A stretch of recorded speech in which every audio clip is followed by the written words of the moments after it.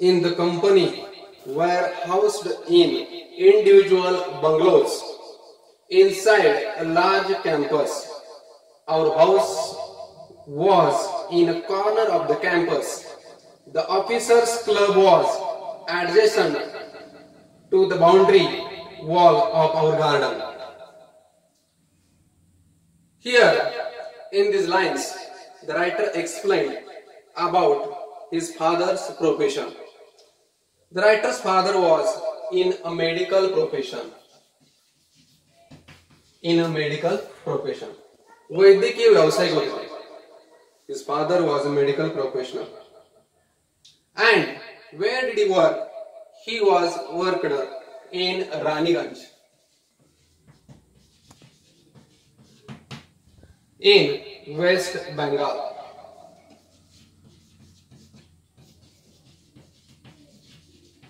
West Bengal. You can make questions of these lines.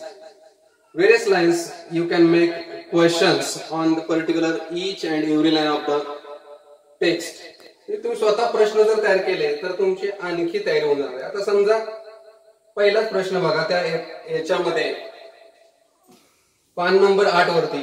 What was the profession of the writer's father? What was the profession of the writer's father? Here is the answer. The writer's father was a medical professional. You can make another question of this line. Where did he work? He worked in a private company.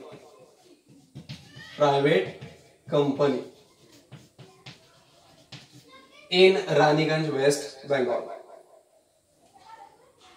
And the officers, तिथले जे अधिकारी होते त्या अधिकाऱ्यांना तिथल्या परिसरामध्ये, ज्या परिसरामध्ये राणीगंज मधील हा कॅम्पस होता, तिथं त्या अधिकाऱ्यांची राहण्याची सोय केली होती. त्यांच्यासाठी निवासस्थान तिथं होती. आणि लेखकाचं जे घर आहे तिथं, he was in the one corner of the campus. Here another question for you. Where was writer's house? Where was writer's house? Writer's house was in the corner. In a corner. एका कोपऱ्यामध्ये होतं त्या. The compound was luxurious with green grass, colorful flowers, and a host of tall and majestic trees. Here, in this line, the writer explained about the area and what type of nature is there. तिथला निसर्ग कसा आहे किंवा तिथली परिस्थिती कशी आहे. What is the condition of that area? There is a green grass. तिथं हिरवं गवत होतं. Colorful flowers, रंगबिरंगी फुलं. Luxurious and host of tall and majestic. विशाल अशी मोठी प्रचंड मोठी झाडं सुद्धा तिथं होती. The seasonal vegetables in the kitchen gardens of households and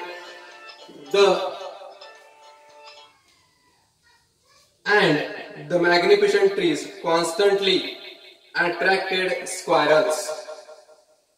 आणि तिथली जी झाडं आहेत ती झाडं विविध प्रकारचे तिथले प्राण्यांना आकर्षित करायचे. प्रजातींना, म्हणजे पक्षी असतील, खारी असतील, त्यांना ते आकर्षित करत होते. A group of langurs, the word वानर, a group of langurs had even made their den in an अस्वथा tree nearby. आणि तिथं एक पिंपळाचं झाड होतं. अस्वथा means पिंपळ. They had all become a part and parcel of our existence and daily life. आणि मग हे अशा प्रकारचे वातावरण हे आमच्या जीवनाचा एक अविभाज्य भाग बनलेलं होतं. म्हणजे त्या पिंपळाच्या झाडावरती नेहमी वानरं बसलेली आम्हाला दिसायची. विविध प्रकारचे पक्षी सुद्धा आम्हाला तिथं दिसत होते. A small incident on a Saturday afternoon left a profound effect.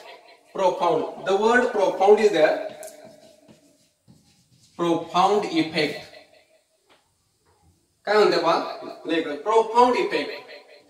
आयुष्यामध्ये त्या दिवशीची घटना लेखामध्ये माझ्या आयुष्याचं परिवर्तन करून गेली. माझ्या आयुष्यामध्ये एक वेगळं आयुष्य काय आहे याची जाणीव मला त्याची झाली. डीप, प्रोफाऊंड, डीप, खोल परिणाम झाला माझ्यावर त्याचा. Deep effect on me and unfold before my eyes. आणि माझ्या डोळ्यासमोर एक वेगळंच चित्र प्रकट झालं. A whole new dimension. A whole new dimension to the wonders of God's creation. म्हणजे या देवाच्या निर्मितीचं एक वेगळं चित्रच माझ्यासमोर, माझ्या नजरेसमोर उलगडलं.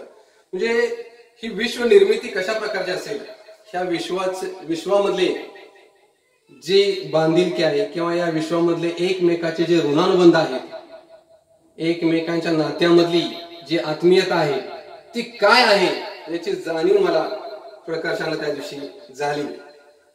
It was a few days into the puja vacation, just like for any other child. The holidays provided an opportunity for to become engrossed in various magazines.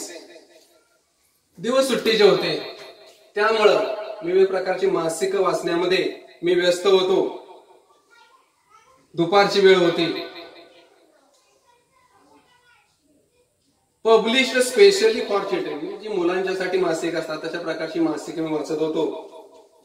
In the festive season, सणांचा हंगाम होता तो, सणांचे ऋतू. आणि या कालखंडामध्ये माझं हे सुट्टीमधलं वाचन चालू होतं. After hearty lunch my parents and my younger sisters lay down. Here the word hearty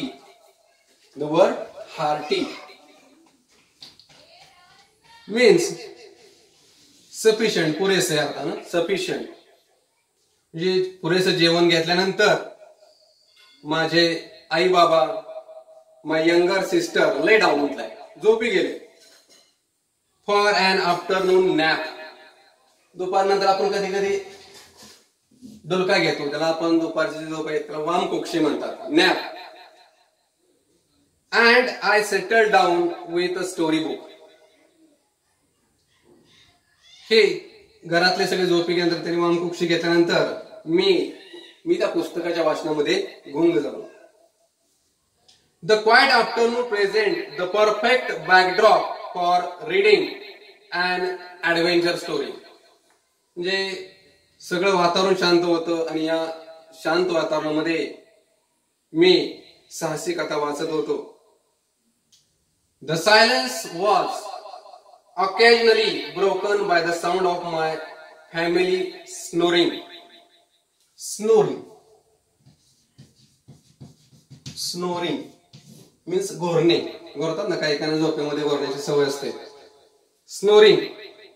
The intermittent chirping of house sparrows, the harsh cawing of a crow, the shrill call of a kite flying high above the ground.